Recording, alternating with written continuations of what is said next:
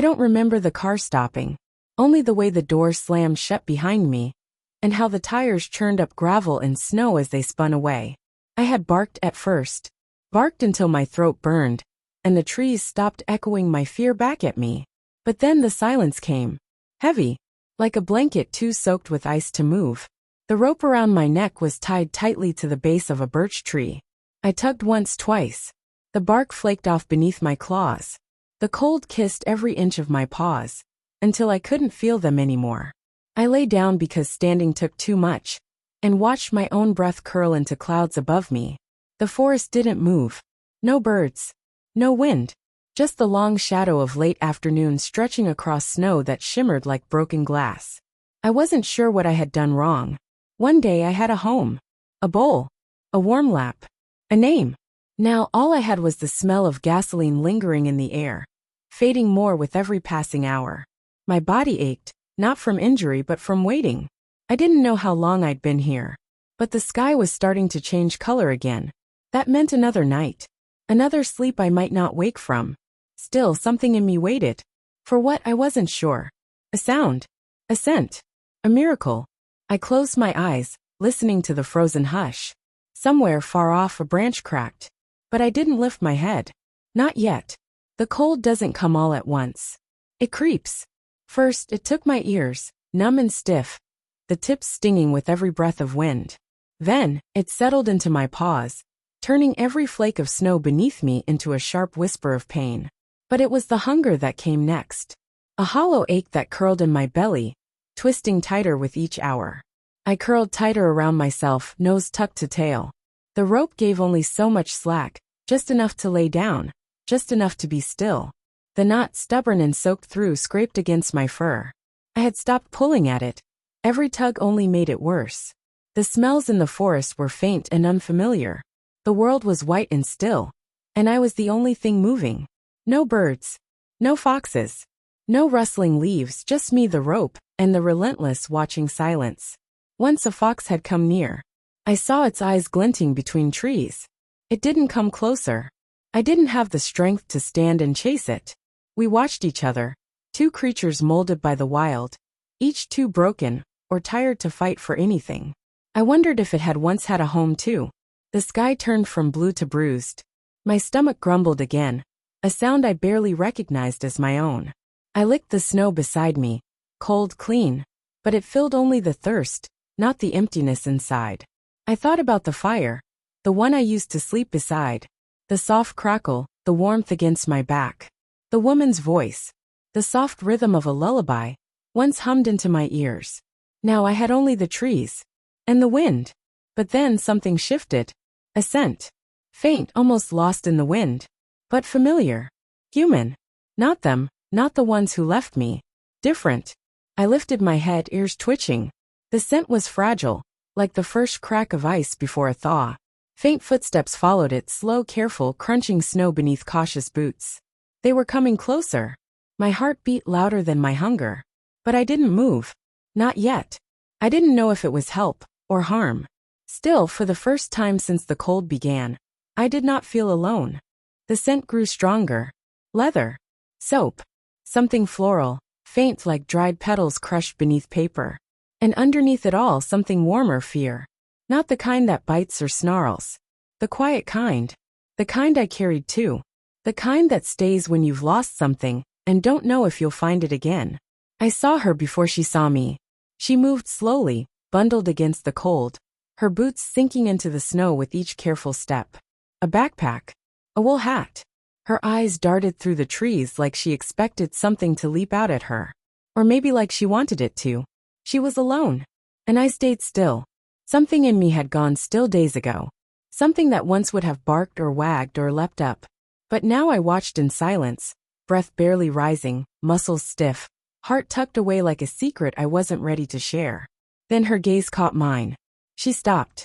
And for a moment, neither of us moved. There was something in her eyes, not surprise, not yet. Recognition, maybe. Not that she knew me, but that she knew the shape of pain. She looked like someone who understood being left behind. She took a step forward, then another. I didn't growl.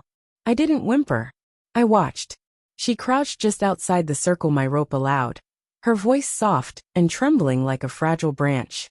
"Oh, sweetheart. What happened to you?" I tilted my head. She reached out a gloved hand, but not to touch, just to be near, close enough that I could smell the salt of tears in her skin. She blinked quickly, hiding them, and then slowly she moved behind me, fingers brushing the frozen rope. I tensed. "It's all right," she said. How could she know? She tugged gently at the knot. Her fingers, though numb, worked with strange urgency. Not rushed, just determined, like someone who had failed once and wouldn't again. The knot didn't fight long, and just like that, the tension at my neck disappeared. I didn't run. I stood there, blinking at her in the gathering dusk, not knowing if I should follow her or if this, too, was another goodbye waiting to happen.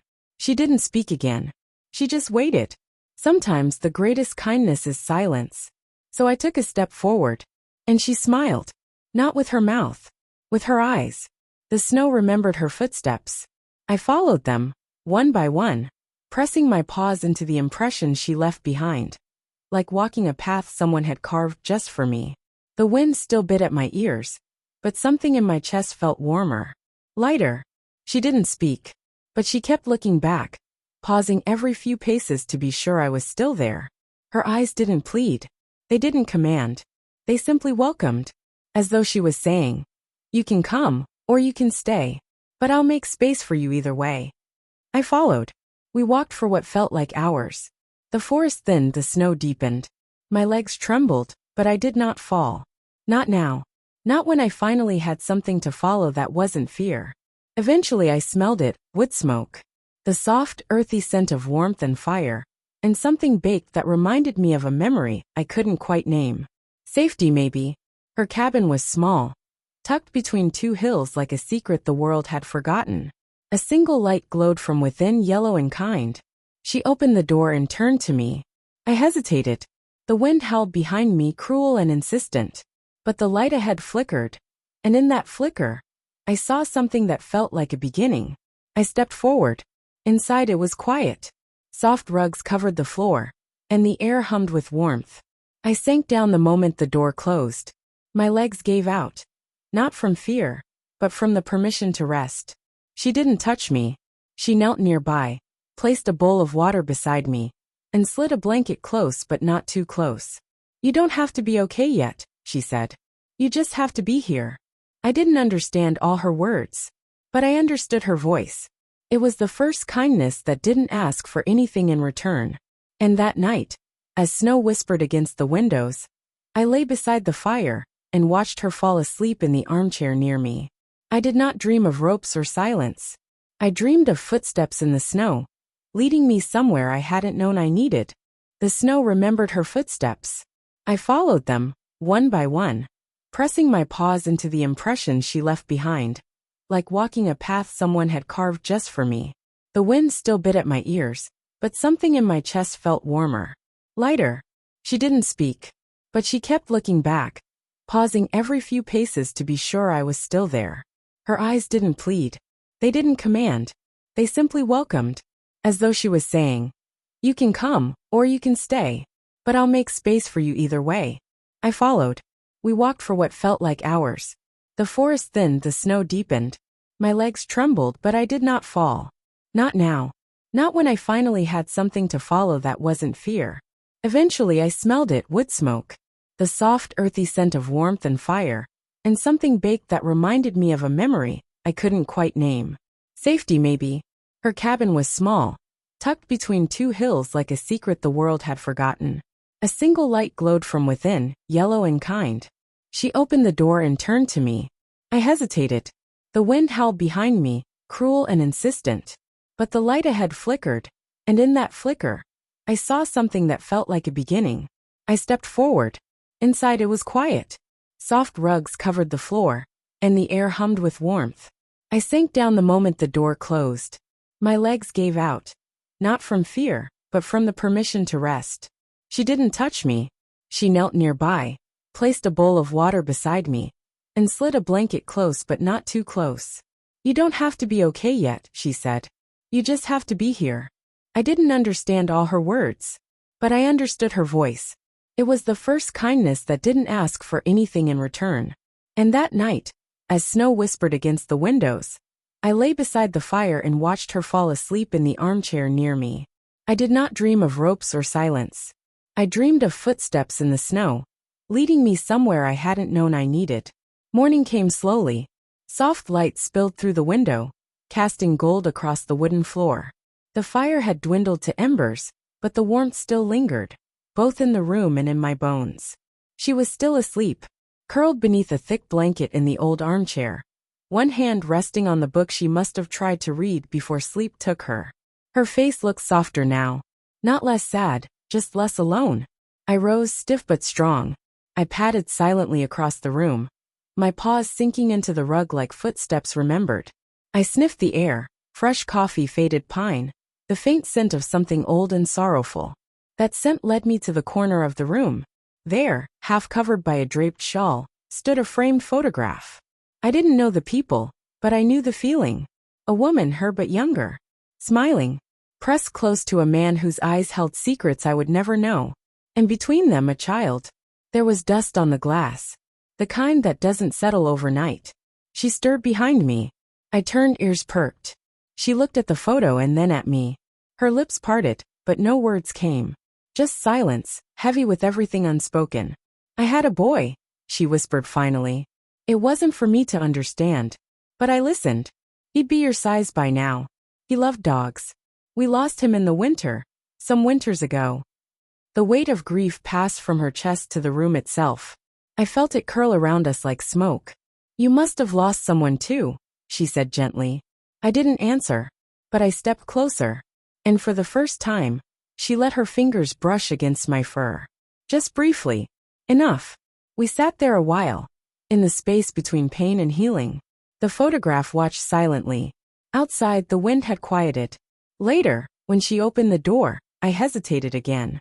Not out of fear, but something else. A sense that whatever we were walking toward now, we'd be walking it together. She smiled. Come on, Shadow. Let's go see what's out there. I followed. But not because I had to. Because I wanted to. The world outside had changed. The snow was softer now, less cruel. The sky no longer bore the weight of storms, but stretched pale and wide above us. Birds had returned, not singing, just watching. Curious. She walked ahead, boots crunching lightly on the path we'd started to make our own. I stayed close this time, not because I feared being left, but because I wanted to protect the space we'd begun to share.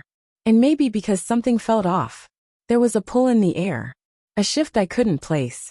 The forest spoke in murmurs, the way it does when something forgotten begins to remember itself. We took the trail deeper this morning. She said it helped her to walk, that it made her feel less hollow. Her voice had a new rhythm to it. Not light, not happy, but less weighed down. That was when I smelled it. Not danger exactly, but familiarity. I stopped. The wind had changed. Beneath the clean scent of pine and frost was something sharp. Rusted metal, old fear rope. My ears perked. My body lowered. She noticed. What is it? She asked. I didn't answer. I turned off the path, nose low, breath shallow, following a trail only I could see. She hesitated, then followed me, deeper into the trees. And there, tangled in the underbrush, half buried beneath a drift of snow, was a tree I knew. The one I had been tied to. I froze. The rope was still there, frayed and hanging like a broken promise. Beside it, prints, boot prints, not hers. Deep, wide, old but not ancient. She stepped forward slowly, crouching beside the bark. Her fingers brushed the torn fibers. Someone did this to you, she whispered. I let out a low growl, not at her, but at the air itself. At the memory. She looked around, eyes narrowing. And for a moment, the grief in her face hardened into something else. I don't think this was just abandonment, she murmured. Someone left you here like they were trying to make you disappear. Her words struck something in me. Not a memory exactly, more like a scent half remembered. A voice I couldn't name. A face lost in smoke. She stood, dusting snow from her gloves. We're going back. I want to see something. We returned to the cabin quickly. She rifled through a drawer I hadn't seen her open before. Papers, old maps, notes. She pulled out a yellowed envelope. Her hands trembled as she opened it. A photograph fell to the table. I leapt onto the chair beside her and looked. There I was. Not exactly but close. A younger version of me, standing beside a boy. Her boy. He was smiling, and I was happy. She covered her mouth. Shadow, he knew you. You were his. Something shattered in the silence. Not a sound, but a realization. This was never a chance meeting. This was something lost returning. She didn't speak for a long time. The photograph rested on the table between us like a living thing. Her hand trembled when she reached for it again, as though afraid it might vanish under her touch. I thought after he died, that everything of him was gone, she whispered. But you were his. And you came back. I didn't understand all her words, but I knew their weight. And I remembered. Not clearly, not in images but in senses. The boy's laughter. The warmth of small hands in my fur. The sound of her voice then softer, lighter. The man who stood in shadow beside them. Someone else. Someone other. The man who had taken me away. That night returned to me like frostbitten wind. The sharp jerk of the rope. The cold car seat. The dark woods, the silence. And then being tied. Left. Forgotten. Or maybe not forgotten. Hidden. She had already begun connecting the dots. Her voice was low, like she didn't want to wake the ghosts. My husband, we didn't lose our son the way I told everyone, she said. It wasn't a storm that took him. She stared at the photo. There was a fight. He was angry. Our boy wanted to leave. Said he was taking the dog and going to stay with friends. But he never made it. I stepped closer. She looked at me, not with fear but with resolve. He said our son slipped on the ice and it was an accident. But I never saw the body. There was no funeral. Just ashes mailed from a town I'd never heard of. Her eyes were brimming now, but not with grief alone. With knowing. You were the piece he couldn't hide, she whispered. That's why he left you there. Tied. Alone. Because you remembered. A knock came at the door. We both turned, startled. She opened it slowly. 2 officers stood there, somber, polite. One held a file. The other carried something wrapped in cloth. We traced the microchip, the first one said. We thought you should see this. They handed her the cloth. She opened it. A collar. Mine. Faded and stained, but with my name still barely legible beneath the worn leather. Not Shadow. A different name. Lucky. She crumpled. Not from weakness, but from something long frozen breaking open inside her. She knelt, pressing her forehead to mine, tears warm against my fur. He came back, she whispered. You came back. The officers stayed. There was a quiet conversation. They left with the photograph, with notes, with her quiet permission to open an old case. A new storm was coming, but this time, it would not bury the truth. It would reveal it. That night, we sat by the fire again. But the silence was different now. Not hollow, not aching, just full. And in the quiet, I felt the presence of the boy. The warmth of memory, not as pain, but as something still alive, still real. We had found each other again, not to relive the past, but to remember that love, no matter how broken or buried, finds its way back. Often through the snow, often by paw prints. And always with a whisper. Winter gave way to spring, though the woods were slow to loosen their grip on the cold. The woman, my person, no longer wore sorrow like armor. It clung to her still, of course, in quiet moments and under starlit silences, but something inside her had shifted. She smiled more. Not easily, not often, but when she did, it came from somewhere deep, like a bloom pushing through frost. The investigation went on. The whispers in the town grew louder before they grew tired. There were headlines, interviews, regrets that wore uniforms and spoke through carefully chosen words. But truth, once awakened, has a way of carrying itself. He was gone. The man who had lied, buried, vanished. But the boy, he had been found in a way that mattered. His name spoken again. His dog returned. His mother healing.